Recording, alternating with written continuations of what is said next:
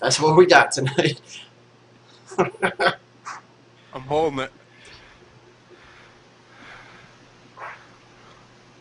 Tell me when. XSplit looks good. I don't know. I guess that works. Just this is what we're working with, folks. That's what we're working with. Still laggy as hell. What the hell? No, actually, it's not always laggy. It's laggy, but not as bad. Yeah, I've got no frames dropped. Yeah. I see That it. I is see looking hood, too. Yeah, I see a window. Oh, I'm sorry. There. Does that make you happy? A little better now? I don't know. I already paused it. I would discuss. There, yeah, we're looking awesome tonight, boy. Oh yeah.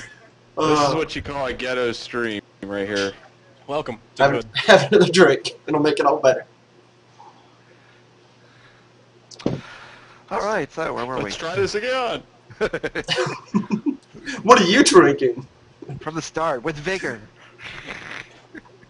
Chat room, are we okay enough to do something? Line and Kugel. Oktoberfest. Do you guys see that podcast about World versus World where they just get drunk? They just talk about ballistas and shit? It's amazing. That's what I said. That's what we do. Be sure to refresh the page if you don't see anything.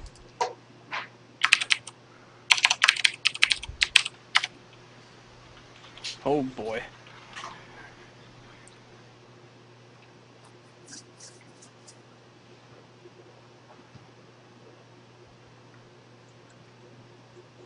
We'll let you know if we start to drop. This was the best ingest, so we're good to go.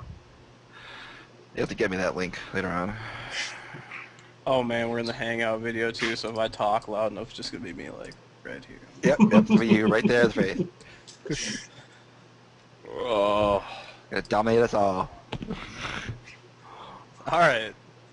Back? Try again. From the top. Redo! Show All starts right. at 9:18 sharp. Thanks everybody for coming. We're 18 minutes fashionably late. Alright, thanks for everybody for coming again to the second episode of Siege of the Mist. Again, I'm Aegon, and with me is Beetle. Oh, and Crackbone, Yeah. and Blank Space. The man with a better stream right now. I'm Batman. He's Batman. Just, He fixed it with his Batman tools. just pick it up where we left off with the contest. Yeah, I'll pick it up from the contest. Well, just to refresh, we'll pick the Town Hall coming up on the 21st. The Europeans starting at 8 p.m. Greenwich Mean Time. The U.S. Town Hall starts at 8:30 p.m. Eastern Daylight Time. Then back to what we talked about last week, the contest that Beetle threw down the gauntlet for.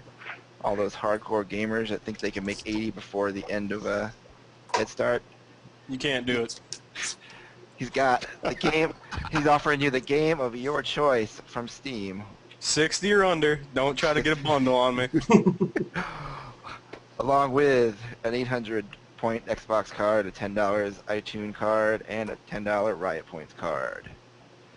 Say something blank so it takes you. See this? There you go. Here it is right here. There's your cards. There's your iTunes card. There it is.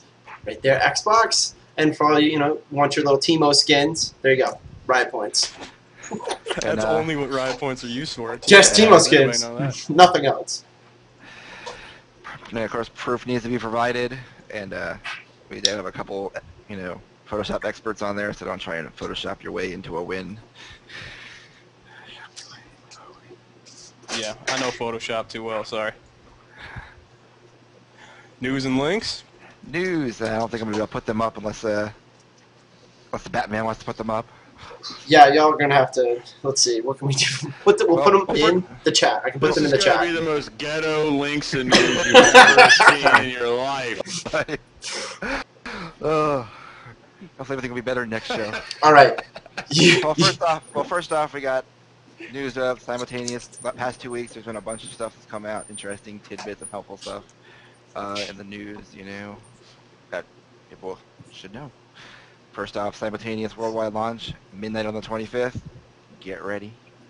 Sleep Saturday afternoon, or Friday afternoon, excuse me. Mm-hmm. Yeah, the servers are No, probably the servers are actually not gonna if you're go married. down. Not if Yeah. you're married. See, what you do is you do the date night thing at like 6, 7 o'clock, and you take her out to a nice dinner, and then you stay up all night. You brew coffee, and you go the whole way. Olive Garden. Do Olive Garden. Olive Garden.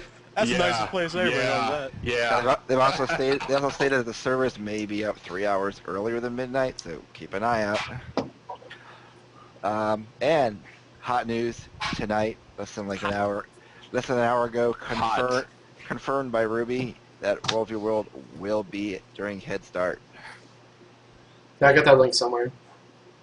But just go look on the Guild Wars Twitter. It's like the second one No down. rest for the wicked. No rest for the wicked. No If you're rest. watching this World v World podcast, you probably have played it once or twice. So, yeah, stay up, server restarts, get your ballistas. I'm just going to be running around a siege golem the whole time, just shouting things in all chats. So. And next off, Digital Gaudium had an interview with ArenaNet, and they definitely confirmed post-launch there will be Guild Wars 2 mobile apps and a web app available. They haven't specified what. That was interesting news to me because they had said they had a team working on this app, and they kind of fell back on it. As far as what I got from that post is there may not be an official app at launch, and I thought they had a team working on it. But they are releasing API tools for people to make them themselves. Yeah, I agree with you, Vito. I was pretty disappointed, especially after I went back, and after they made that announcement, I went back and reread the whole extending the Guild Wars 2 experience, and I think I'm not sure what happened there. My opinion is a little bit of a whiff. Oh, either that or they realized that they don't have time to do it properly that they wanted to do, so the team is taking their time on the project. Yeah, I want to say they had like 5 people maybe working on it, but who knows? They might have needed to, reassert those people somewhere else. Yep. And next off, for all those who are, have those better-end graphics cards, DirectX 11, they've definitely said they're going to reevaluate DirectX 11 post-launch, so may see even better graphics in our Guild Wars upcoming. How happy are you about that, Blank? I'm still mad because I'm running a GTX 690, and I still have, even with the new beta stuff, that's the best there is out right now. I'm running around streaming. Everyone's like, "Wow, do you see that?" I'm like, "Yeah, guys, I see that. It's annoying." So I'm hoping they look at it. There's butterflies in my jumping puzzle, getting in my way. All right, we're Can't stand gonna try something new. it. Okay, Just keep talking. No, just keep talking. I got this. Just keep talking. Distract them. Oh, all right. Next off, I guess I'll post the links while he's chat in. A little better. Oh, God. It's that or it's dubstep switching video. So. Ick. All right. Emblem Creator. You post the link. Yep. Boturu Battalion has an emblem creator that has all the colors and emblems that are available for the guild armor and guild emblem or whatever thing, so you can mess around with that. Get your thing ready. And new SIG generator, probably the best one I've seen out so far. If you're looking for a better Guild Wars 2 SIG, look here. A lot more configurable options. You don't have to translate the page because it's all in Polish. So. Or you could just be like Healer KY and I, who's watching the stream. We just mooch off our guild members that have some sort of graphic design background. If you don't have an artist that can work for you, it's a way to go. Our leader happens to be the artist, huh? SFG, lazy bums. Oh God. And over at Guild Wars 2 Guru, Part 2 of Guild Management, putting the guild back into Guild Wars 2 came out. Definitely a good read on organizing your guild structure, your leadership. Just keeping things from going into a crazy spiral of leadership. Maelstrom of hell. Yes. How to avoid too many cooks in the kitchen. I've heard that saying so much. But again, Guild Wars 2 Guru, this is part 2 we're talking about, right? Yes. It's really well written, and it's I recommend it if any guild leaders are out there. Just give it a read. It's a couple pages worth, but good writers for sure.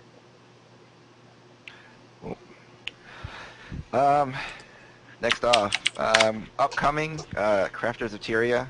They're about to launch their beta this weekend for their crafting interface, which will let you actually experiment with crafting. So Looks sweet. Yeah. it actually looks the Awesome. one image I saw looks pretty good. So it should be pretty cool when it gets done. Yeah, I consider it basically a skill calc, but for crafting. So if they can pull it off, I mean, more power to them, because we need those tools out here. And yeah, I mean, to take on a community project like that, yeah, props to Big those time. guys. Definitely.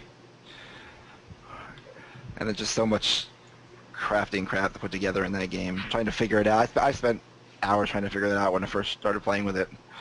See, a guy like me wants a guy like you to figure it out and make a web app so I don't have to figure it out. Yes.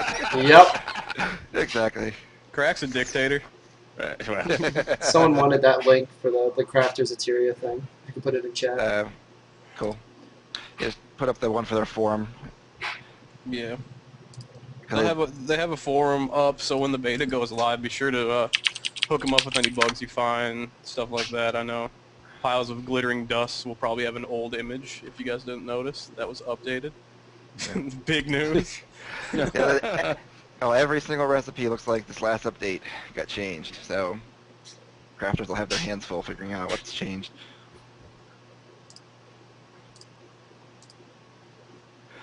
All right. Wait, give him that link. But next off, nice little article over at Guild Wars Insider by Centurion about avoiding rotation habits and getting into adaptation. More of learning to how Guild Wars is going to teach you to fight proactively and not reactively if you want to survive. I consider it, with the weapon swapping and things, I've been calling it, live rock, paper, scissors. Yep. You're not going to run at a guy with paper when he's got whatever beats paper. But don't worry about that. You're not going to run at a guy with paper if he's got scissors. That's it. Because that's just being smart. You're going to swap to the bow and you're going to pepper him. You're going to do something else. And that's how the best players can be. And there's a nice video attached to that article. With a brief breakdown put up by Anonymous Defender.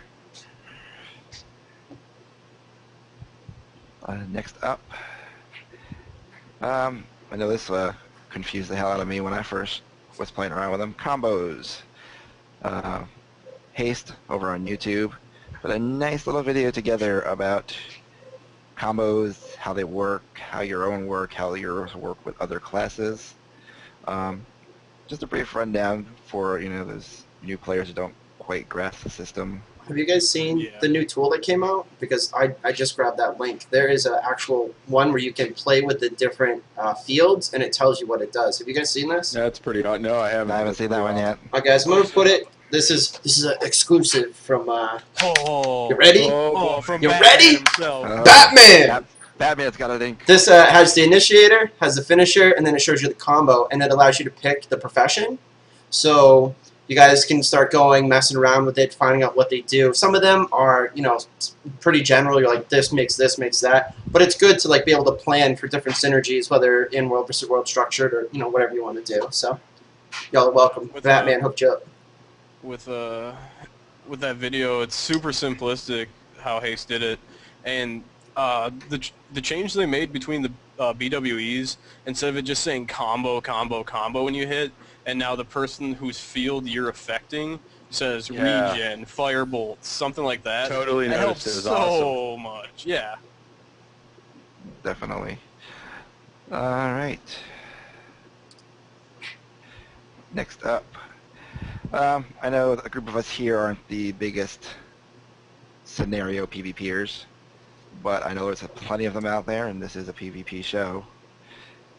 So the folks over at Guild Wars 2 Guru slapped together a really nice beginner's guide to scenario PvP. Just link that down there. As well, over on YouTube, Trust Turkey, his channel, he's put together a really nice structured PvP guide with maps. It's probably one of the better videos I've seen. And yeah, definitely. There. Sorry to cut you off. Turkey. All these SPVP videos here, Turkey synergies and the 2 personal guides are great. It's really good when a player, instead of casting their own game, is when they play it and they record it and then go back and cast it themselves. I guess I'll plug the Paradigm guys, but they do a really good job at that as well. They have plenty of SPVP guides out there.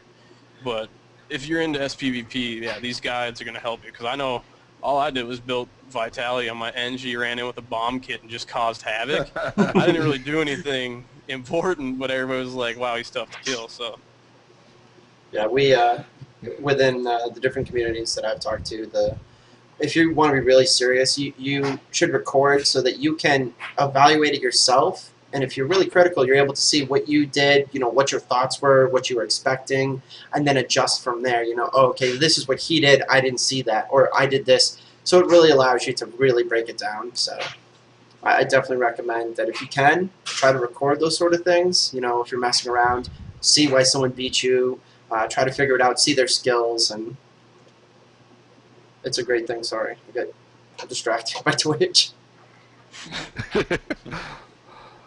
Right, and here's the Team Synergy put together a nice, a nice video on this. It's actually going to be a video series on the science of structured PvP. So they'll be doing a whole rundown on, how they work in terms of how this battleground works, and what you do different here versus the one over here. I mean, right now all we're really dealing with is capture points, but I got a feeling we're going to see a lot more different kind of playstyles coming down the road. yeah, we may. I know they definitely guaranteed just the cap points for now, but you saw them already adding different game design elements with the neutral monsters, which makes that map my favorite by far. Being able to grab those neutrals, and I've seen so many games won by grabbing, Spawnier and whatever, the chieftain, question mark? But, Yes. Yeah. The chieftain has returned. Yep. Couldn't keep the keep. Spawnier Returned. Yes. We're all professional voice actors, too, for hire if you need it. Yeah. Yep. I got one voice, and this is it. I'll do the Batman voice later. If you're looking for raspy old Jew, you got it right here.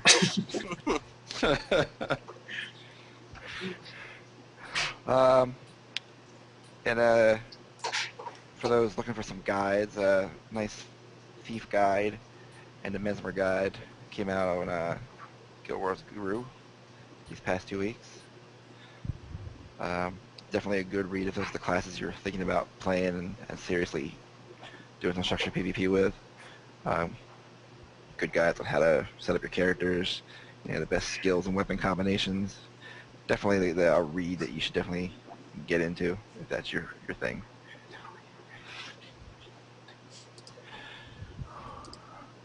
All right. Anybody else got any news that I happened to miss? I scrounged around for quite a while. Guardian nerfs. Let's talk about them. All right. Guardian nerfs. I'm just joking. There were none, pass it on. Yeah. Oh. All right. That takes care of the news today. Perfect. Yeah. I ain't getting any feedback this week or a mailbag, so I'm hoping to get some next couple weeks. Is our email up and going then for the feedback and mailbag? We're actually going to do the feedback on the site now. For some reason, Trigger doesn't want to do it through email. So. Hi, Trigger. Pimpin'. If he's watching. Yeah, you can just stop over at guild-world.com and just look for all of the posts that have to do with Siege of the Mist. Make comments on leave feedback or questions from that that you had from that show, and we'll get on those and get you some answers or some replies by the next show. If the feedback is shave my beard, I won't do it. I'm gonna braid this eventually. No, Jesus. Wow. Siege of the Mist show 35. It'll have braids. Gonna put beads in it too. Oh yeah. Oh god. All right. So on to the main topic: Yes. stress tests and delving into the world we world. Biggest changes that I see from the stress test. What I actually liked the most was the customizable hotkeys being visible. But it's very, very nice. Yeah, I guess I didn't personally notice it because I didn't take the time the last stress test to actually reassign my buttons. I know Blank is pointing at the camera. I think he's got something to say that's probably... I was wagging my finger at you. One of the first sorry. things you should do is turn off double tap for evade. Yeah, I No. knew that. No, I've always remapped my keys, and one of the things we got some of our guys doing is remapping S so that people don't backpedal. So we have people remapping S to weapon switch, which is really funny because you can tell who's new if they keep switching their weapons out as they're running around. But yeah, I like that because I remap a lot of my different things depending on if I'm playing my Elementalist or my Ranger. And I use AWD for movement, S weapon switch on my Ranger. S is actually an attunement along with Q and E, so those are my F keys. And then it's ZXC and possibly V, 1 through 5, obviously. And then the 7 through the 9 is actually the Z through C. So it's for those who are maybe want to switch over and try and have a better reflex time, it's the best way. And plus, then you can kind of see it. So instead of having to look down and be like, what am I, you can, all right, that's where they are. So if you haven't done it before, if you're a clicker, give it a try. At least you'll know. Buy a Naga. No. If you're a hardcore clicker, If you're a hardcore clicker, you got some other trouble. issues to deal with before you start rebinding your back pedal to weapon swap. I think you got Wrong podcast for you. Wrong yeah, podcast. Get out of here. Damn it. No, I mean, you know. You know what? I know you He just knows. I know that a clicker is got some other problems other than doing the back pedal S, but yeah, I mean, I noticed the actual hotkeys being visible. I think it's a good thing. I think anytime you have transparency in the UI, it definitely is something you want to do. I tend to be one of those guys that actually doesn't rebind my keys to, like, I do the double tap. I know. But I tend to be able to handle it, so it doesn't seem to be much of an issue. But do a jumping puzzle with that on, and just watch your life fade away before your eyes. You're like, well, oh man, I made it to this rock. that's very true. But jumping puzzles are not in this podcast. Yes, that's PvE, and that is banned from this podcast. There's Well, some in actually, World there's versus... jumping- Yeah. There is a jumping puzzle in the I know. That's some scary shit at one of that areas. That whole dark area where you gotta like throw the torches to find out where to jump next. Oh, yeah. And that was bugged one of these last weekends. And people were in there like, the torches aren't working. As intended. Don't worry. Oh god. Next thing that I have on mind that I saw was up in the supply costs for arrow carts, which I hate arrow carts to begin with. I think they're way too more of a range. They're amazing. I love I them. think they actually got nerfed a little bit damage-wise. They did. I don't. They did. They absolutely did. Okay, because Yeah. when I think other people were starting to be like, all right, the supply went up for arrow carts, big whoop or whatever, but then all of a sudden, I mean, I know our guys have it, I think Blank's guys have it, a YouTube video of us just with 2 ballistas on the inside of a gate, and it's like, oh, this is what sliced bread's like. Oh, this is... Yeah. Okay, so what's an arrow cart? I only shoot ballistas, and that's pro. No, we had 4 arrow carts raining down on us from this one fort, and no one could get close to it without dying. Well, Yeah. They had to increase the siege because they were very situational. If you're coming in to defend something, you're not going to set a ballista up first. You're going to want to set up an arrow cart to push them off the rams or push them off, their catapults, and get them off the gate. Then I just said that's my first one. Oh. If Blank ever says put it in chat. Thanks. So I think we should play a drinking game. I'm gonna have to go get some more after this. Is a swig. Yeah, there you go. But it's dependent on what you're facing. So it's nice that they're increased. There was not one there. I hate you guys. He's never gonna finish the sentence now. Look what you did. No, I wanted to take a drink. I'm sorry. Go ahead. Sorry. It makes you have to really think about what you're placing and what you're facing. We use ballistas a lot more now because arrow carts are nice depending on what you're being sieged with, and it's going to change once we're in 2 weeks. But right now, you need the arrow carts when things initially happen, and then after that, they're only used really for small. When you want to slow people down, I think that's the 2 or the 3 on it. When you're putting them in a kill zone, we normally use it now just for the slowdown to nail them with catapults or a ballista that they have no idea is coming from. Yeah, I know we this last couple of beta weekends we were coming in to keeps and defenses a little late, and we'd see the keep is already half down, and we'd be like, or the gate was already half down, and the point for me was with my smaller group of guys is, do I put down 3 arrow carts, 2 arrow carts, and the gate goes down and they just get destroyed, or I put 2 ballistas on the inside, let them have the gate, and then just crush their hopes and dreams as they come through. And I love crushing hopes and dreams. So that's right. Well, I just know in my experience that facing those 4 arrow cards was a pain in the ass because the range on them was ridiculous. It's pretty good, that's for sure. And this was even pretty good. This was ridiculous. Well, it's positioning too. A lot of the times, I like to put one. I like to put 1 or 2 where you can't see them, and then I will place one where you can. So people will be like, "Oh, there it is, go get it!" And we actually have 3 hidden, behind structures, using cover and concealment. So they're like, "Are we getting hit by 1? No, we're getting hit by like 4 or 5." So yeah, we were getting nailed by like 4 of them, from a good distance from the keep. Yeah, I know. What is it? Borderlands, East Keep, the hill ones, Ascalonian Hill, whatever the other ones are called. That south gate entrance, those arrow carts can hit everything on that circular, whatever you want to call it, plaza that they have outside of it. The arrow carts from the walls can hit everything in that except for the back right area. So if you just kind of crouch down and hope for God that these guards don't respawn or they do something smart, you can kind of crouch down there. That's a little insider tip. Don't use it. Yeah, this one was at like green pass or something. Yeah. When you come out of the spawn, you go up the hill. I mean, these guys were hitting almost all the way to the hills with those arrow carts. Yeah. From that keep. So, I mean, no one got close. We had like 40, 50 people out there, and no one could get close to the keep. Yeah. Elementalists and Bubble.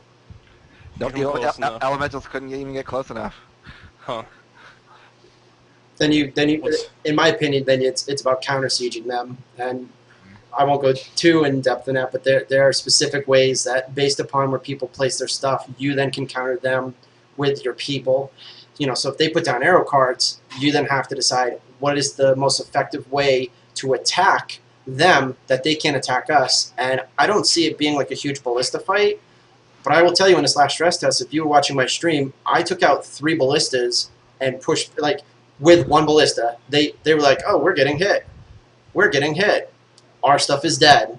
So it's about being as most effective with the siege that you have and the guys that you have. And it's going to be really rough out there. It is. It is. Yeah, just use a bunny tonic and confuse them. That works best.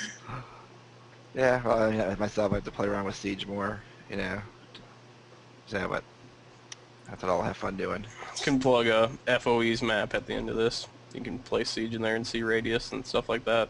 If you are going to be a leader for World vs. World, listen to me now.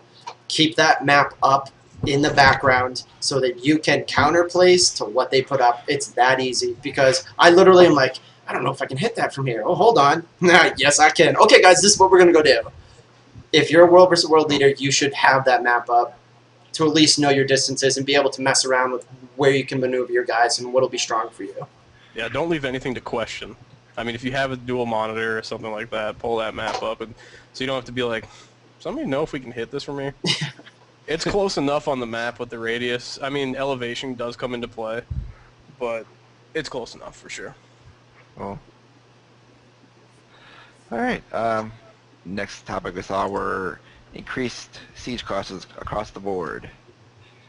Do you think they did this because there was too much siege? Think this will cause there to be too little siege? I think they're gearing up.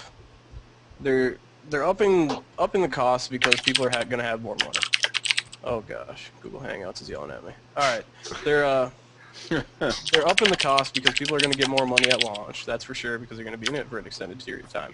But we were talking about possibly because of those high costs and you buying all this stuff, that may leave a little more to the mind in saying, well, do I really need to place this right now?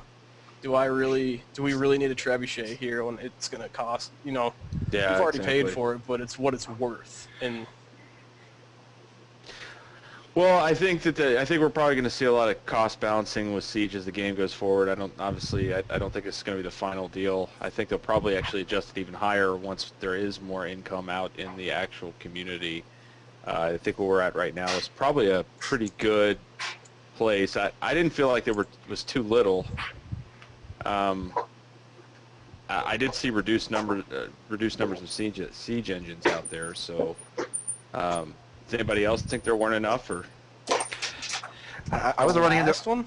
I wasn't running into a lot. I mean, I got those arrow carts like the biggest I ran into that entire time.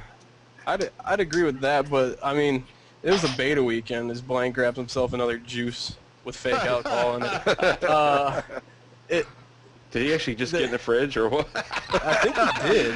He's got one of those Miller Lite fridges that they're like, hey, parties on this side. The beta weekend 3, definitely Sunday. I don't know about your guys' servers, but everyone was putting everything they had down because they know they were getting their characters wiped. We had one keep that I swear to God had 8 trebs, 4 catapults, like any mix match, anything, they were putting it down just because it's like, oh, I'm not going to have this anymore. So, and here comes Batman.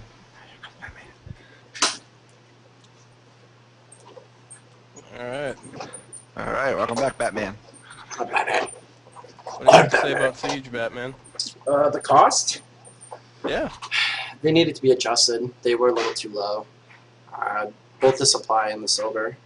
And for me, the biggest part was having to adjust team size. Before, you had 20 siege, 5 guys, or excuse me, you had 20 supply. You were able to adjust, your teams based upon that. Now that they're 30, like you were saying, you have to really think about what you're putting down. Because even if, you're cashing in gems and... Crackbone died. His camera died.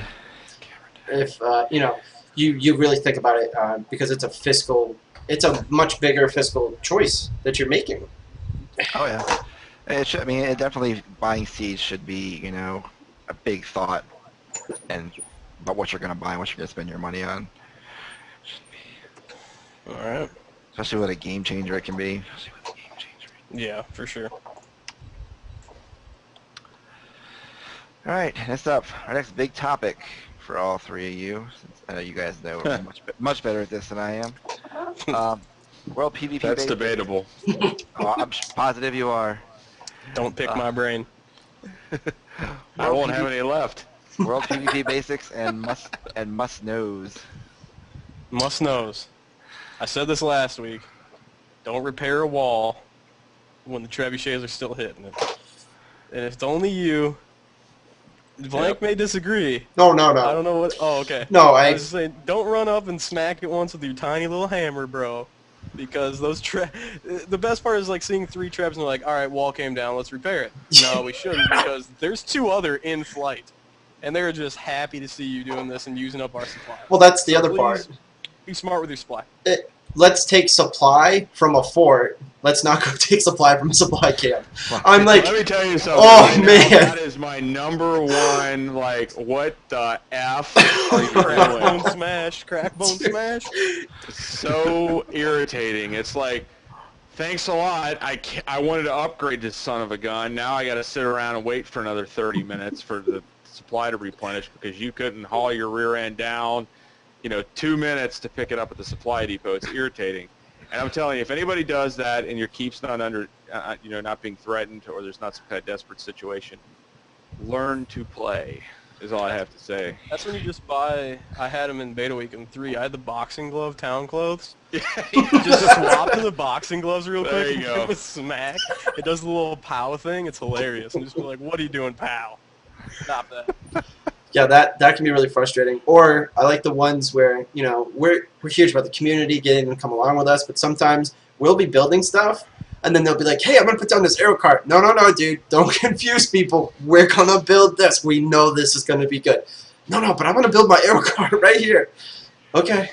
All right. Try to pay attention to what's going on and what other people are building and don't just throw down random stuff. I know, yeah, it's beta weekend and stress test, but some people were throwing down some stuff that made no sense and then, it'd get run over and they'd be like, I lost my arrow cart. People I saw were being very possessive about their blueprints in the beta weekend. So I like, know. anybody have Siege? And this one guy's like, I got Jerry, man. He's my favorite arrow cart. He's the boss. Me and him go way back. We've been together for years. Yeah. Yeah, and then it goes down, and the dude's doing the sit animation next to it, petting. It's it's a tool, Let's get it out on the field. Jerry's gonna do his job. I got a real basic one. If you're standing at a wall or at a door, a door, and you're getting hit with oil, get out of it. Wait, you don't stand in fire? How many people I saw do that the last weekend and the last stress test? It made me sick. And then they're like, res me, and like, okay, what? I think a lot of people didn't. On your head. A lot of people didn't understand how much damage that did, so they're like, all right, it's burning oil, bro. Yeah, no big deal. I'm a right? fantasy character, and then that first kick hits them for what was it, 2 or 3K? Yeah, it's they're like 2 or 3K. Oh no, and already the second one's coming down, and just I think it was a learning process, and we'll probably see a lot of these things iron themselves out. The other really weird thing I saw a lot was just the Rambo syndrome going on, where it was the major group battle going on. You have this one dude, it's like, I'm a warrior, I got a great sword, I'm coming to kick your ass. And then just gets bursted down inside of 2 seconds. That kind of stuff, too, just drives me crazy, especially when it's on your team. You're like, what are you doing? Yeah. Hey, res me, man. Res me, bro. It's always like, what's Rambo doing? And then you're like, oh, it's a great sword guardian? Nah, he's fine. He comes back, Yeah. I was killed 7. What'd you do in your life lately? Not a lot. I recommend when you first come into a map, you have your chats. Go ahead and be like, hey, where's things going on? Don't just run around without a purpose, because there were actually some people who got really frustrated because they would run out and get killed, run out and get killed. And we're like, where is everyone? Well, you should have asked us 10 minutes ago. We're here. Come meet us here. Hide in the supply camp. We'll come pick you up. So I definitely recommend, if you don't have a group of people to run around with, or you've got a couple of people and you want to join into what's going on, there's people that know. Throw up a little team chat. Hey, where's things going down? So. Well, even go, I guess, on that subject. Go to guilds.org. Know your server. Look for the guilds that are on your server that are prevalent or higher numbered, or someone you'd want to roll with, so that when you get in there and you're pugging around, you go, hey, are any clan tag this guy's around? And they'll be like, yeah, can I jump in? Can I tag along? Just, I guess, be smart about it. You don't want to be the guy that's getting picked off by Zergs. I mean, you can't take a Zerg. You can try. Rambo can. He's the only one. You can elixir R or whatever it is that shrinks engineers and just be like, whoa. Oh, all right. Any more must-knows or basic advice to your new PvPers or your new World v World guys? Happen Those to mobs out there are level 80, and when you try to like take 3 and 4 on at one time, you'll probably die. You're gonna Yeah, how have many a bad times I saw, time. you don't know how many times I saw that. It's like, oh, it's only a MOA of some sort, and then holy crap, and then So many people going out like level 2, like, dude, I just got this sword. Let me wrangle up 4 wolves. Oh boy. Oh boy. that was some basic tips for New World V Worlders. How do they get tips on getting involved, how to learn what to do and what not to do, how to find a good alliance to run around with. oh boy.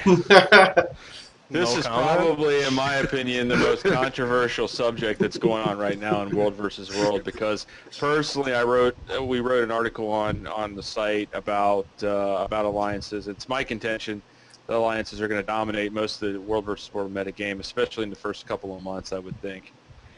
There's a lot of people that hate that. I got so many angry tweets. You guys suck. What are you doing in an alliance? You guys are going to be the biggest fails I've ever seen in my life. We'll get out of here, My opinion is that if you have a guild and you're serious about World versus World, you really need to get on, like you said, GW2guilds.org is a great place to go. Find an alliance on the server that you're going to roll on, and coordinate. Even if you don't find an alliance, make sure you coordinate with the alliance that's on your server. I think that's huge. For my perspective, find other like-minded gamers and fall in line with them. That's the biggest thing. Everyone wants to be badass, but you want to be playing with people that you have fun with too. And alliances, they may be run by just one guild. They may be democratic. There may be 3 who tell everyone else what to do. Oh, I guess I'm not here. Thank you for asking me, Google. Yes, I'm still here. Yeah, you said that me earlier too. It was like, hey, but yeah, and I hate to say that it's definitely meta. I would agree that if you want to be part of domination and not just a small guerrilla force that kind of helps out but without a lot of direction, try to find someplace that you can call your own home. And keep an open mind too. My guild has been approached and talked with guilds, from Brazil and all over the place. Keep an open mind, especially in an alliance. It's not, you may decide you want to be just North American. Maybe you might want to go play in Europe. Find what fits for you and have fun. Yeah, like Blank took the words out of my mouth. Just like-minded individuals. Our alliance, I won't speak too much on it, but I consider all those guys just, essentially to me, they're just wings. There's wings of, they could be part of my guild. They're all guys I get along with. They're all doing their own thing, but we all have the same common goal, same whatever. And what he said about, Brazil, Europe, all that stuff, you got to realize World v World's 24 hours. I mean, it's going on all the time. You NA guys just by yourselves aren't going to maybe be able to do that. Maybe you have to reach out to people in different countries, maybe, open mind and get people on your side. You can't defend Stone Mist all day. You can try, but you won't hit level 80 and you won't get a Steam game. Next topic. All right, another conversation I've seen recently on a few of the boards. Introduction to World v World and PvP. Is it good enough? Should there be more tutorial with more in-depth know-how, like siege weapons, more on how keeps work? Or are they giving you enough information to start out with? What do you think? I personally don't know. I didn't handle with much of the tutorials. I probably should give them a look. But it can be overwhelming getting out in there. And, if you're by yourself or you're with 2 buddies and you run out there, just like Blank said, we're just running on a path right now. God forbid we run into a guild of 60 that just stomps us, and we're just like, well, I'm heading back to PvE because I don't know what's going on out here. They gotta ease people into it and not discourage them directly when it happens. oh, you just got stomped, you're back at the gate. Oh, look at the Asura gate. Their Lion's Arch is right here. You want to go back? It's like, you gotta ease people into it. Do something that, I have no idea what they could do, but do something that doesn't make people pissed right away if they're not organized. I think for the sorry, my bad. Go. I think for the players that have had some experience in mass PvP, such as Dark Age of Camelot, Warhammer Online, the concepts are pretty easy to pick up. There's keeps, you hold them, you get points. You don't lose the keeps, you fight over them. It's a pretty simple concept. But I did see a lot of people, especially over the last stress test, get into World versus World and ask, what do we do? What are we doing? What is this about? They're just running around with great groups, hitting on doors. What are we doing? Why are we knocking a door down? What do we do once the door gets down? I think their hint system is a start. I think, though, if you really look at World versus World and you drill down into it, there's some pretty complex stuff there, especially when you get into the supply mechanic and other things like that. So I think they could do a much better job. I think the more help you give newer players, the more participation you get long term. I put in my guild, it's very much about the community. And that's why we tell people to come in. When they come in, we guide them. We say, hey, listen, we're here, we're doing this, we've got some people here, where are you at? Right now, yes, it'd be nice if there was something in place that explained it a little bit more. That was an go ahead, count it. But I had one. I need an AFK break for me. Well, go. Do you need right. Do you need some permission? Hold on. Is it okay, guys? If Vito's got to go real quick. Can Vito go AFK? BRB. So for us, it's about being the community we want to be and explaining to them why we're doing the things we're doing, helping them, get rezzed up if they do get knocked down. Maybe not so much on the Rambos, you know what I mean? But it's important because they are going to come in, they're not going to know what's going on, and we've taken it upon ourselves to explain, this is where we're going, this is what we're doing, hey, come build this, hey, come help us with this. Why, and when they ask, I have people whose job it is to be like, hey, dude, we're doing this because it helps us do this, and this is what we're going to try and do next. We put a lot of that on our shoulders so that our community is like, oh, hey, next time I go in World versus World, those guys, those PTX guys, we want to go chill with them. We want to find out where they're at and what they're doing. Let's grab the whole bottle. Just straight vodka? There you go. We mess around no more. That was a bad choice. You guys, everybody watching, this is what Siege of the Mist is all about. Yep. That summed it up right It's not what we say, it's what we drink. I like host number 3. He is a badass. That's just what I'm just saying. What topic are we on here? Well, if everyone's done there, we'll move on to Thoughts? some thoughts over World v World stuff. I've seen on the message boards. A lot of good conversations going on. Server alliances. What do you think is going to happen if, say, blue server and red server team up somehow team up against green server? Yep, it's going to happen. How's it going to get dealt with? There's going to be ways to outreach. I know. I saw Axis. I saw you guys have a community site for your server now. It's like somebody's going to get in contact with you and be like, hey, I'm pissed. Are you pissed?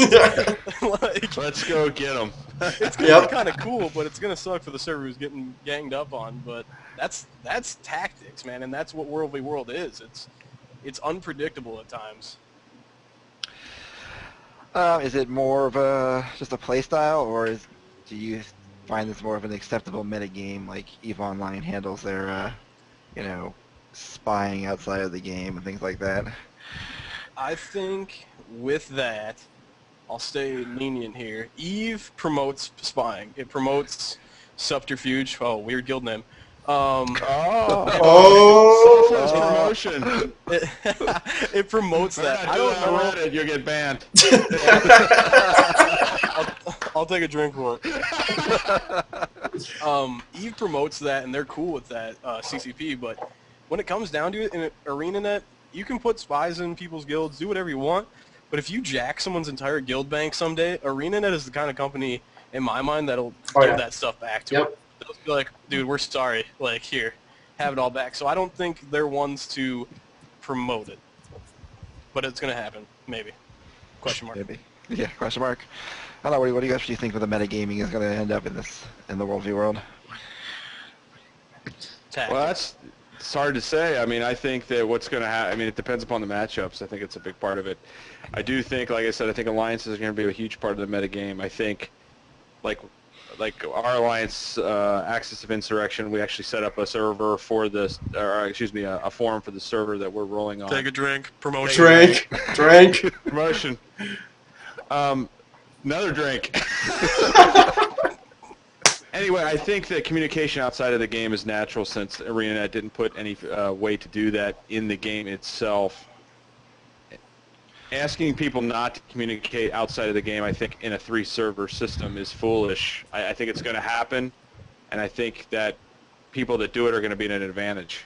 This is it's a big game of Risk, and just because you're my buddy and we're ganging up on the last guy that's left, there ain't nothing in the rules that say we can't. So As long as I can tab target you, something else can happen. exactly. Maybe ganging up, but if I tab target by accident and give an order, Yep. it's going to happen. See, that's what I want to see is if say server alliances decide they're gonna gang up on someone, well then who decides who's gonna be number one? Who's gonna be like, oh no, it's okay, you can take some of this map. I see it being tactical, but then again, everyone wants to be number one. So who's gonna be like, okay, man, you can have number one now? I don't know.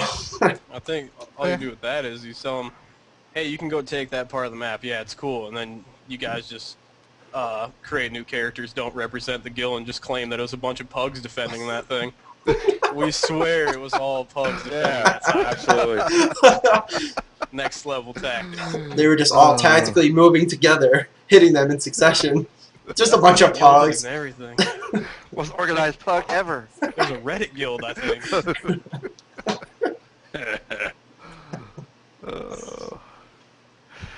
All right, on the opposite end of that, dominating PvP servers, and then you say that you got a matchup this one week, and say within the first couple of days you have one server that's just dominating the other two, wiping them out, and the other 2 servers just give up, stop PvP, stop World v Worlding.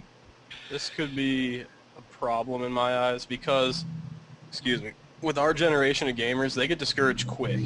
Like, there's kids that'll quit Call of Duty because you beat them in 2 matches, and they're just like, nah, I'm taping the game shut.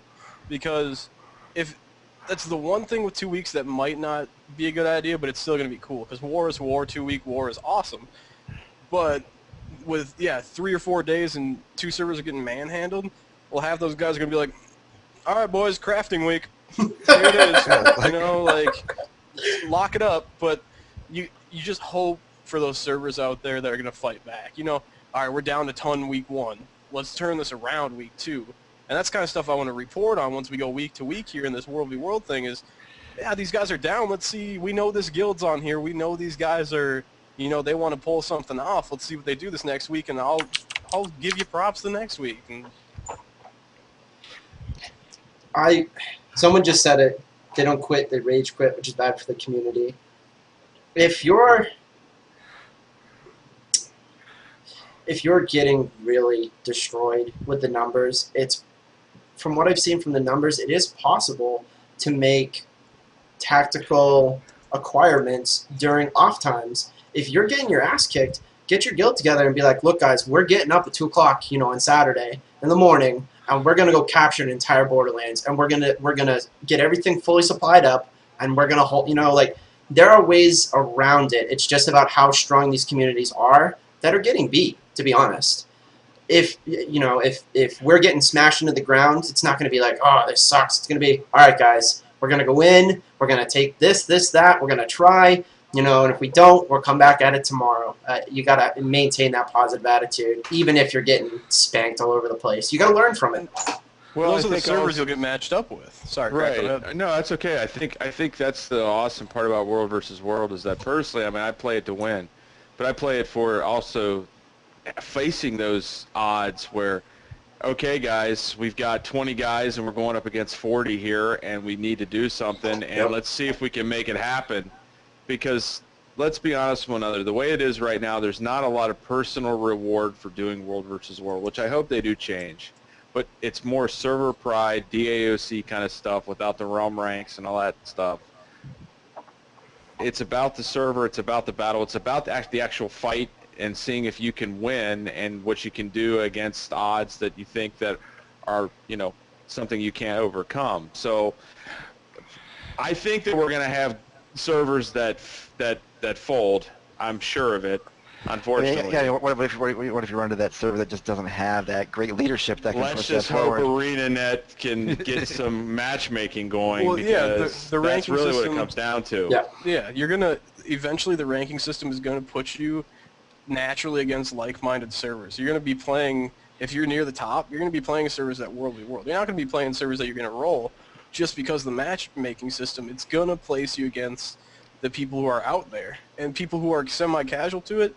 Hopefully the ranking system will put you towards semi-casual guys that you can, you know, bro out with. I don't know. I actually did a little bit of theory crafting on that about why they keep doing it during the stress test and the beta weekend 3, why they put certain servers against each other. If you break down the variables, they may even be looking at how many people sign up, how full are the worlds, are they gilded or non-gilded, and being able to then start some matchmaking, not just based on, you know, did they win or not, but how many people were in, how many people signed up, were they part of organizations, how many places were captured, how fast did they turn over. There's a lot more variables there, and I hope that their matchmaking is that in-depth. So, you know, it may not just be a casual server. They may have a server that doesn't have a lot of people interested in world versus world, or, you know, instead of it being a full server, you know, a map, they've only got 200 people total. So that, you know, that server gets matched up against another server that only has, you know, 150. I'll drink to that. Batman. Self-promotion. Take another drink. What? I'm not Bruce Wayne. I said a Batman. Oh. Speaking of, if anybody has a comic book hound, the new 52 Batman 1 through 11 is boss. Read it. All right, next topic. Next up. Next conversation topic that I ran across. Rezzing and finishing moves.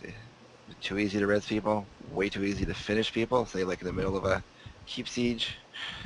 I don't think it's easy. I don't think it's too easy to finish people, and I don't think it's too easy to res them either. I think it's pretty close to what it needs to be. I think it's way too hard to finish people in the keep siege? It can be, but you know that's how the game's designed. I mean, you really have to dominate somebody to take them out of the match, and I think that's what ArenaNet wanted. You have to absolutely dominate the other team to push them back enough to be able to you know, finally finish somebody off. I don't personally have a problem with it. I do dislike the whole thief phasing around crap. You know, it's like, I got you. No, I don't. But, our new rule is don't even try to finish kill the thief. Just keep Yep. hitting him. Just kill him. Yep, I agree with you, and that's exactly what I've done. Drink. However, the way it is right now, I think it's good the way it is right now. That's my opinion. Yep. I'll be the first one to say I was really surprised and happy to see the little finisher, like bunny finisher, cow finisher. Like, I love the little tiny details that you can customize your finishing move.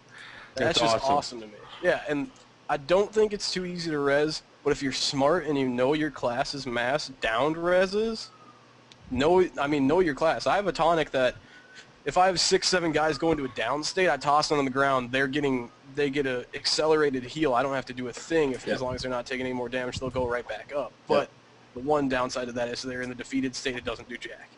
Which I think if they're in the defeated state, it should at least give me a little health back. Don't bring them up. But that might be breaking. I feel that you really should know your down states. It helps, even if it's surviving long enough for someone to get to you, to get you back up. I feel that it's balanced the way that it's set up. But if you know that as a thief, as soon as they're raising their flag and you're counting it down and you know it's about to happen, then you dash, those are the guys that are annoying. If you're on a ranger, that's me. You know, if you're like on my ranger, I wait for it, here it comes, flag's about to come down, and bam, you're all dazed. And then it's like, come here, pet, you can heal me, I'm going to heal my 4. And then you can stand back up, and everyone's like, wait, what happened? Knowing your downstate is important. And also, big tip, don't, and I'm pretty sure everyone's 4 is ask for help. Don't hit 4 until someone's helping you, just in general. If it's on cooldown and someone's rezzing you, you would be helping them. You'd be healing yourself. So wait until someone's starting to res you up, then hit your 4. Yeah, absolutely. Knowing your downstate's huge. I played Thief in structured PvP only, and when I saw people starting to finish me, I would wait on my 2 teleport, and I would teleport into like a bush or something nearby that I could actually get behind. That really confuses them, gives you another couple seconds till your 3 comes up, which drops you into stealth with a smoke cloud. And then by that time your 2's back up and you're just being a dick. But even the engineer has his 2 is a grapple hook, which brings enemies closer to you, which is good in one way, but target the guy who's finishing you, wait for him to get to the peak of the jump, hook him back down. Yep. Your 3 is like a concussion grenade or some junk, and that knocks him back. So just know your role, know your downstate. Know your role. Video game. Shut your mouth. Oh. All right. Next up, the role of siege. I know there's been a lot of talk on proper use of siege weapons, and siege people doing weird things with just AR cards in the middle of an empty field trying to rain hell on people. And I will give that a few times. And so let's just go down the list and go around the table and say what we think the role of everything is. So we'll start with catapults. I'll say walls. Walls all day, son. Short range, covered attacks is how we use them. You can drop some catapults. You can find yourself somewhere and just, if someone runs by and they don't see the rocks flying by, you can sneak in, no problem. So that's how we use catapults. I would say walls and scatter shot for guys on the walls, long spread. Yep. That's typically how we use them. All right, ballistas. I'll say ballistas. I mean, open the door, surprise. Yeah. Hey, Ballista's the most underrated siege weapon in the game, in my opinion. I'm having fun. You're not. Like, look at all the bags of loot at my feet. If there's one thing you learn how to do, is to get that thing and get somebody to help call your shots in. Because there are sometimes you're going to be shooting at stuff you can't see. I was sitting at the Dreaming Bay or whatever it's called, and I was hitting the supply camp while our guys were trying to get in. I'm like, all right, tell me a little bit more, a little bit farther, more power. Okay, whee, boom, you hit them all. All right, throw a cow there. Oh, excuse me. I was looking at trebuchets. What hacks? Aim, move, what? All right, so everybody, blank space. I understand. Yeah. You know what I love to do with a ballista is sit down. Number one, you see them building the arrow card on the wall, and they do the new move, and they put it somewhere where they can get hit. And then you take the arrow card out, and then you take the guy out that was manning it, and then you sit there and wait for somebody to come over and res the rear end, and then you do AOE, and then just keep smashing them. I think it's the greatest. I think it's one of the better weapons in the game, siege weapons.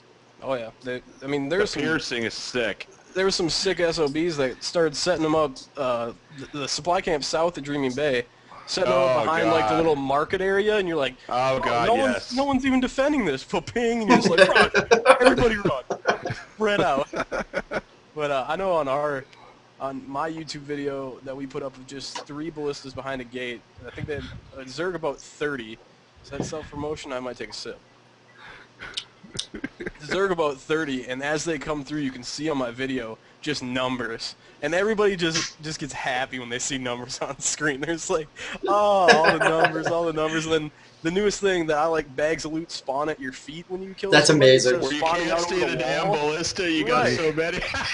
I'm just like, oh, who wants cash? Here we go. Like, oh man, yeah, ballista's so fun. And second to that, I guess we'll talk about, but cannons are my second favorite. And let's go to Trebs. Go to trebuchets next. So I love trebuchets, like I was saying. Now this story works. What's your story? No, just they have amazing range. You can use them as both covering fire. We use them like artillery. Literally, call it in. This many degrees that way. More power. Close fire. Like we use them for pretty much every campaign because they counter everything. They have the best range. And if you need somebody who can shoot them, who's really good at zeroing them in. So the stuff that. that you can see is good, but then you also need to work with someone on your forward team so that they can call it in. Like, okay, we're here. We're getting ready to move here. The enemy's here. Adjust, adjust, adjust. Shot going out. Boom. Okay, keep shooting. Yeah, like I said before with the Trebs, when we had non-gilded, I'm going to stop calling them pugs, non-gilded people on the wall on their Trebs that they had built, it was as easy as me teaching them how to do it and going into local chat with that little text bubble and jumping in front of them. You know, you need to aim a little bit more west, jump, jump, jump, and they get it. I mean, they're not dumb. But Trebs, the one thing I dislike about Trebs, I'll say, is if the enemy has one up already and you put yours up to counter, they usually have the 10, 15, 30-second head start on you to get that first hit in, because you're going to go shot for shot with them. You may have to zero in their first shot, and they may have to zero in, but knowing your ranges really well will help you go shot for shot and possibly counter it. But countering them on Trebs that are already down is a tough thing to do. 3-1. Last stress test. I'm telling you, find somebody who wants to do it and get them used to it, because there are people, and I don't know how long the actual recharge time is, but like I'm telling you, that's one of the things, that's what I do. Because I can sit there, I can do the tactical commands, I can tell people where they need to go. I can sit there and just throw out the trap shots all day long. What do you do if you're me? I'm really great with ranges, but I hate using the damn thing because it's Delegation? You man up and get on it. That's right. That's what I do. I actually had fun with that. So next up with golems. Terrible. I'm poor, Hate can't 'em. get in it. Hate them. Hate them. Give me money. I think it's... Give me money and I'll tell you what I think. I hate them. I think it's A-net trolling. They're like, hey, we're going to give you these big things that do kind of some damage, but as soon as anyone sees it, everybody stops what they're doing to kill it. And yeah, they got a lot of health, but... They're a better distraction, if anything, as of right now, because we had them, I think it was Jade Quarry, I don't know who it was, but was building them at a supply camp and running them in one by one. I was just like, all right, you have 5. So bad. But you're bringing them in one by one. I'm going to keep taking them down, and everybody goes nuts when they see one. Yeah. The only golem I got to get in this last one was the personal golem for the Asura. Someone spawned when it was just sitting out in the middle of just a path, and I was just like, candy. This is candy right here. Yep. I got in, I ran around. That one was duration-based, though, so that was kind of a bummer. All right, anything else? I think they need a buff. Probably. If they're taken down that fast, they probably definitely could use some more hit points. We took 15 of them into a level 3 tower, and they only had a couple arrow carts, and we didn't get to the keyboard. That's all I'm going to say. I was like, I'm done. Yeah. Anyone else buys one of the... if you get one, throw it away. I don't even mention it again in TeamSpeak. These things are terrible. Yeah. Definitely could use a boost on that one. Arrow carts. The hellish arrow carts that I hate. Aegon hates them. I like firing them. I don't like being fired at. I think they found a good... Honestly, I think they found a good medium with them right now. The damage is a little down. The range may be a little far for Aegon to reach. But I think they're less prevalent, and I actually use them as a covering device for our other siege if they get ran up on. We'll have an arrow card another 50 meters back and just drop it on top of the ballista when they come into the supply camp. Yep. So, and their slow is great. We use it just... Oh, go ahead, Craig. I'm sorry. They're absolutely... You and I have been doing that a lot this evening. The interrupted thing. Sorry. Raise your hand. No, I think they're a great defensive weapon. Drink. I think that they are perfectly priced as is. I think their fire rate, they finally got that figured out. And I feel like the damage is fair for the supply cost and the actual blueprint cost. We typically use them in keep defenses and to cover other siege weapons. I think that's a perfect way. That's exactly how they were meant to be used. Absolutely. Well, Totally agree with you there. The nothing else to add, really. They're perfect. Leave them alone. We'll keep using them for kill zones. Yeah. Everybody was kind of bitching about them the first two, and I think they did a good job in balancing them. Honestly, they're still useful in my opinion. So yeah. They have their role. Oh, all right. Rams. The flame ram. Boring. Your door's best friend. Better than hitting a door with a greatsword. Yeah. Early They game. don't have oil. They work well. It's early I game. mean, They don't have oil. they're cheap. They're cheap. They do their job. You usually need multiples, and for the love of God, don't put them there when they have oil. Because it's a flame ram, which is made out of wood, and you're pouring hot oil on something. I think that means it's going to set on fire. I don't. The other one that's really annoying to me is when you have 3 people run to a door and drop 3 rams, and then no one's got any supply. Yep. Yeah. Hey, we put 3 in. I did a ticket supply in this one. You did one in this one. That's the other You one guys did too. It's one like, in this what are you doing? You know what that is? You know what that is? That is DOAC habit hitting right there. Mm-hmm. Rams You just are. run up on a cape, throw down 3 rams, and walk away. I consider. You walk away to go get more supply. Oops. I consider Rams early game or off time because unless things are unguarded, people are going to rain down AoE. They're going to kill them quickly. They are countered by arrow carts. So, you know, when you're first getting out there, you put them down, you get through, you try to get your bases as soon as possible.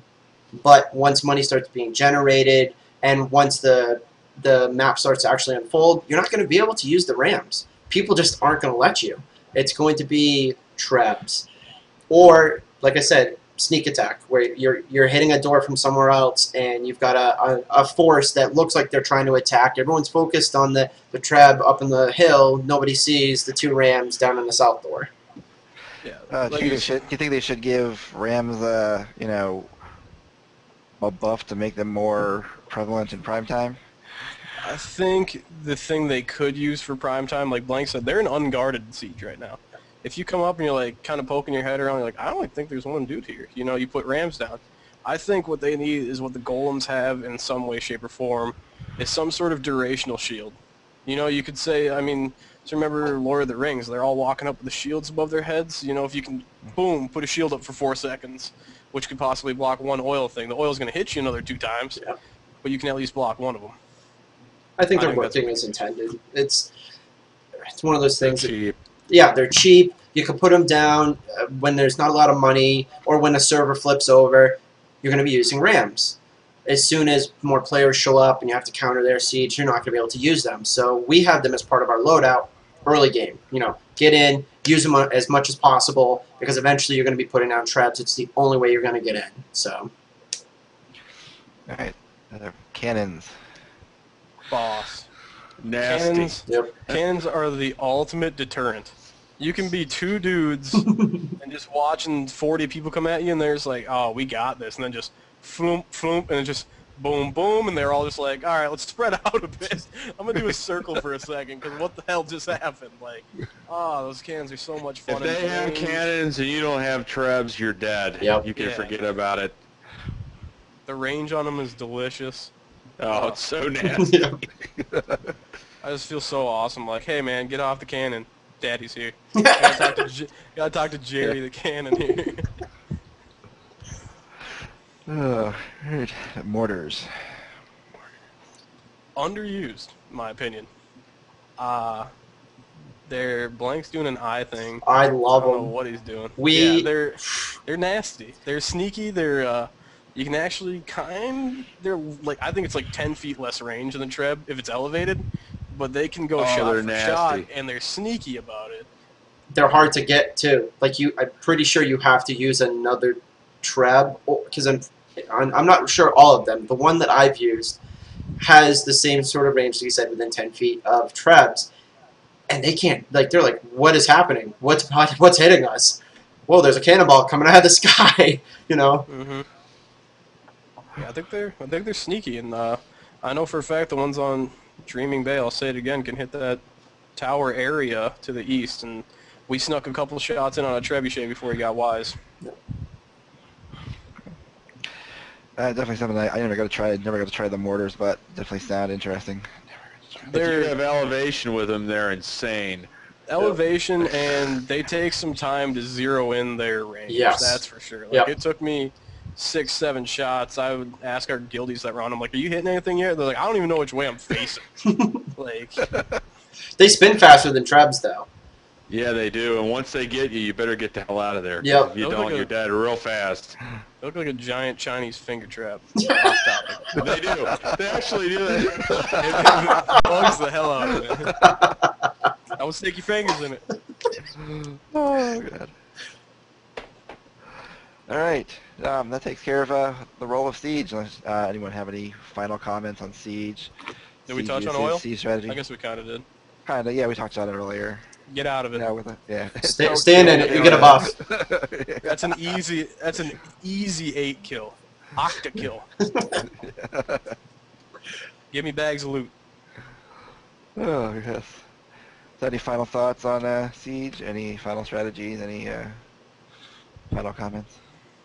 Yeah, Siege is the name of the game, but you know, we ran into several servers. I won't say them, but that were pretty reliant on Siege and used way too much of it. And when you came hand to hand, you could get in there and get greasy and run them over. So do not think because you have all the Siege you're untouchable.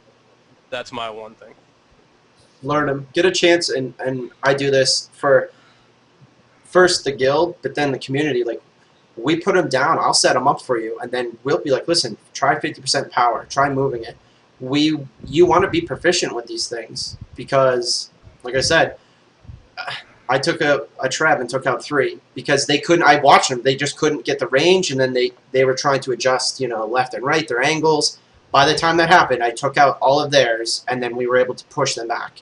So practice, practice, practice. Get a chance, and ask like, hey, could I try this? Like, what do I need to do? Definitely get a chance to try them all. Cool. Good advice. All right, and our last topic for tonight, mostly for the new people coming into PvP, the benefits of upgrading. Why upgrade? Is it worth the money? Should there be a personal reward for spending your money, on the upgrades? Upgrade. Should you be able to purchase your upgrades directly from the guild bank? I think upgrades because I'm fat and lazy and give me a waypoint. Yeah, that's it right there. Yep. I'm not running. But I mean, upgraded keep versus non-upgraded keep wins 12,000% of the time. Upgrades are worth it if you have the money, and I mean, I'm not going to get angry at you for upgrading something. If we get to hire a second worker out there, boss, I didn't have to spend it, thank you. I think not upgrading keeps that are where you're going to mount your defense is a big problem, and I think there are certain keeps that are more valuable, or towers that are more valuable than others. I believe that you should also always consider upgrading because reinforced gates and doors and adding cannons and mortars, it makes keeps and towers really tough to deal with. It gives you those pivotal 10, 20 seconds, minutes, anything if you upgrade walls and doors. The longer it takes for them to get in, the longer you can run to those cross swords. I mean, it's elementary, Watson. There's definitely not so much upgrading. There's definitely a way to upgrade certain places depending on if you feel you're going to use them, if you're not going to use them. We've even gone into the the psychology of should we upgrade something so people can see who owns it, if they really want to fight, that sort of thing. When it comes to should you upgrade it, if you don't have the the money to do it, somebody around will. I like the idea of having it come from the guild bank. Then again, it becomes a permission issue, like who can, who can't. To me, it's just much easier to leave it as is. And if you're running around, you're balling because your guild is making all sorts of money on the AH, then there'll be those people who are running around with the fat stacks to push it up as long as there's supply in there. So a lot of G terms using that sentence. Drink. I'm back. I'm back. Yeah, that's the new rule. You're balling and got stacks. I'm balling on the budget, dude. Upgrades are worth it, you guys. I mean, yes, you're not going to be able to buy that thing on the auction house. I mean, go ahead and ask your guild, hey guys, can you send me 30 silver? We're real close. I got the karma. It's going to help. Right. I know with you, as a lot of leaders, would you find it useful to be able to upgrade from the bank. I mean, you can still upgrade personally, but you as guild leaders or guild officers, being able to just not have to worry about having the money on you and getting your upgrades going when you're out in the field. Yeah.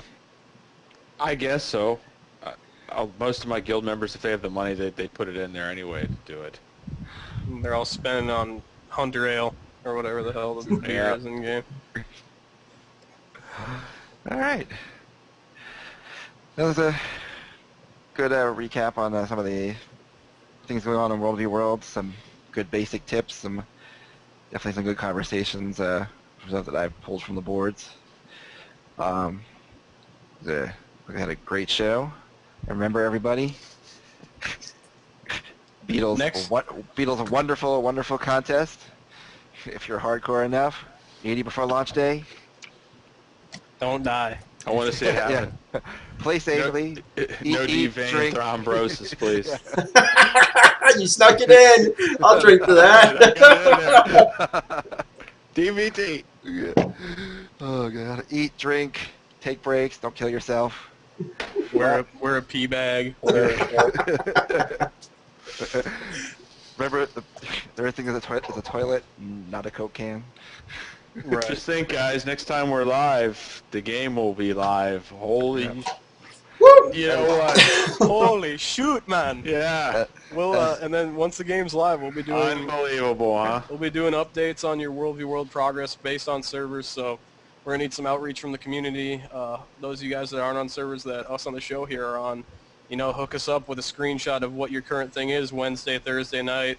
You get your server in, the point tally that's up, and do a little da-na-na, da-na-na. Is that Sports Center? I don't think it is. That's it. Yeah.